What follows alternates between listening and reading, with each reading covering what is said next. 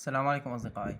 الدرس الماضي كان عم نحكي عن حل المعادلة، وأخذنا شكل واحد من حل المعادلة لما بيكون عندنا نحن إكس مربع زائد بي. تمام، يعني إكس مربع وعدد. طيب اليوم رح ناخد إكس مربع، تمام، زائد بي إكس. يعني احنا عنا هالمرة إكس مربع وإكس، ماشي؟ طيب هدول شلون طريقة حلهم؟ هون كنا نحن ننقل مجاهيل لطرف مع عين لطرف، ولما يكون عنا اكس مربع طبعا بعد ما نقسم امثال المجهول يساوي سالب، ماشي، فهو مستحيل الحل. ليش؟ طبعا ليش مستحيل الحل؟ مستحيل الحل لانه ما بشي نحن نربعه ويطلع معنا سالب، ماشي؟ طيب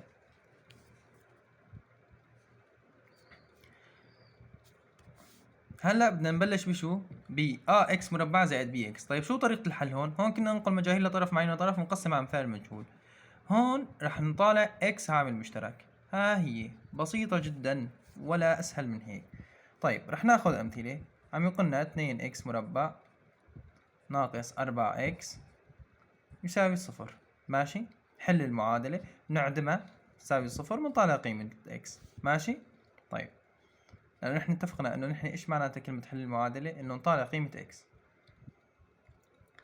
بنطالع اكس عامل مشترك. طبعا كلمة انه نحن نطالع اكس عامل مشترك يعني نحن نقسم كل مقدار على اكس، ماشي. فقسمه هون على اكس، ايش بضل عندكم؟ اكس مربع على اكس بيعطينا اكس، ماشي.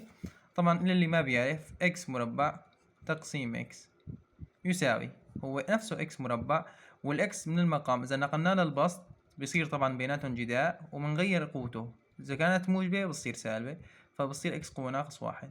طبعا ضرب الاساس جمع القوى، بنحط الأساس نفسه وبنجمع القوى. 2 راح واحد بيعطينا واحد، ماشي. فإكس مربع على إكس قوة واحد بيعطينا إكس، ماشي. طيب فضل عنا هون، طبعا هون ما تنسوها كمان، هي 2 مضروبة بإكس فبصير عنا 2 إكس. هون ناقص 4 إكس على إكس بيعطينا شو؟ الإكس مع الإكس بتروح، بضل عنا ناقص 4 ويساوي صفر. حاليا شو صار عنا؟ صار عنا جداء صفري، إما الأول يساوي صفر أو الثاني يساوي صفر. فبنقول إما إكس تساوي صفر، هذا حل أول، أو 2 إكس ناقص 4 تساوي صفر. صارت معادلة من الدرجة الأولى، فنحن هون بننقل مجاهيل لطرف مع يمين طرف، فبصير عندنا نحن 2 إكس تساوي 4. الأربعة صارت إشارتها موجبة لأنه نقلناها على الطرف الثاني. طيب حاليا إيش بدنا نساوي؟ نقسم على أمثال مجهول، لأنه ما بصير يكون أمثال إكس يعني له أي أمثال إن كان. ليش؟ لأنه إذا كان له أمثال فنحن هون عم نقول إنه 2 إكس هي تساوي الأربعة، نحن ما بدنا 2 إكس تساوي الأربعة، نحن بدنا الإكس لحالها وتكون أمثالها موجبة. فنحن إكس إيش تساوي؟ 4 على 2 وتساوي 2، ماشي؟ طيب رح ناخذ مثال إنه 6 إكس مربع ناقص 12 إكس ويساوي صفر. كمان نفس الحكي، بنطالع عامل مشترك، إكس عامل مشترك، ضل عنا هون 6 إكس لأنه إكس مربع على إكس، ضل عنا إكس، وإكس مضروب بستة ستة، فبصير عنا 6 إكس ناقص 12 إكس على إكس بيعطينا شو؟ ناقص 12. طبعا لا تتأكدوا رجعوا دخلوا الإكس لهون انشروها، فإكس ضرب 6 إكس بيعطينا 6 إكس مربع، وإكس ضرب 12 ناقص 12 فبيعطينا ناقص 12 إكس. طيب ويساوي صفر. الحق إما أو، إما إكس تساوي صفر، أو شو؟ 6 إكس ناقص 12 إكس، عفوا ناقص 12 يساوي صفر، ماشي. طيب صارت عندنا كمان معادلة شو؟ من الدرجة الأولى، فنحن ننقل مجاهيل لطرف مع عين لطرف، فبنقول 6 إكس تساوي 12، نقلنا الناقص 12 للطرف الثاني صارت زائد 12. بعدين بنقسم على أمثال المجهول، فبصير عندنا إكس تساوي 12 على 6، ماشي. 12 على 6، طبعا 12 على 6 إيش هاد؟ 2. ليش؟ لأنه ال 12 بيا 6، ماشي. طبعا هذا الشيء أكيد يعني بتعرفوا أنتم، ما بدي أنا، بس بتتذكروا إحنا بالأساسيات قلنا الكسر هو نفسه خط القسمة، ماشي. رح ناخذ مثال إنه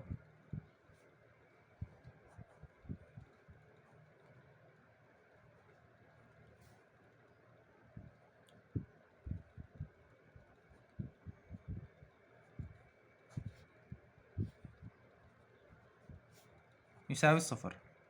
جذر 8 إكس مربع ناقص 3 جذر 2 إكس ماشي يساوي صفر. طيب كمان نفس الحكي نحن شو بدنا نسوي هون؟ بدنا نطالع إكس عامل مشترك. لو طلعنا إكس عامل مشترك ضل عنا هون شو؟ جذر 8 مضروب بإكس ماشي؟ طبعا هون جذر بس ل8 مو للإكس مربع. هون نفس الحكي بنطالع إكس عامل مشترك بضل عنا ناقص 3 جذر 2 تمام؟ ويساوي صفر. صار جداء صفري، إما الأول يساوي الصفر أو الثاني يساوي الصفر. الأول يساوي الصفر إكس يساوي صفر ماشي. الحل الثاني أو جذر 8 إكس ناقص 3 جذر 2 يساوي صفر. هذا يؤدي صار معادلة من الدرجة الأولى، ننقل مجاهيل لطرف معين لطرف، فبصير عندنا نحن جذر 8 إكس يساوي 3 جذر 2 تمام. هلا شو نساوي نحن؟ بدنا نقسم على أمثال المجهول. نحن هون لو قسمنا على أمثال المجهول خصوصا هون بالأتمتة هون كتير فيها لعب هي الشغلة. فنحن هون إكس تساوي 3 جذر 2 على 8 على جذر 8 تمام. فأنت بجوز تدور وما تلاقي هذا الحل. ليش؟ لأنه هو مختصر. شو مختصر؟ جذر 8 مو هو نفسه 2 جذر 2، لأنه بنعرف إنه نحن جذر 8 هو نفسه تحت الجذر 4 ضرب 2،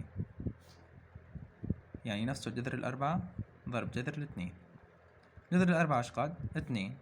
جذر 2 بضل على حاله، فبصير عندنا ايش قد؟ 2 جذر 2 ماشي. يعني احنا حاليا بنقدر نعوض هذا البسط بنعيفه على حاله 3 جذر 2 على 2 جذر 2 اللي هي بدل جذر 8. فجذر 2 مع جذر 2 بروحوا مع بعضهم، فبصير عندنا الجواب نحن 3 على 2. انت بتدور بكل الاجابات ما بتلاقي 3 على 2، عفوا ما بتلاقي 3 جذر 2 على 8، بتلاقي 3 على 2. طيب يلا انا حليته وطلع هاد، بعوض هون بالمعادله، لانه احنا اتفقنا ان اذا نحن المقدار اللي بيطلع معنا بنروح بنعوضه بالمعادله، اذا حقق المعادله معادمه ماشي يعني ساوى الطرف الثاني فمعناته حلنا صحيح، اذا ما ساوى الطرف الثاني معناته حلنا غلط.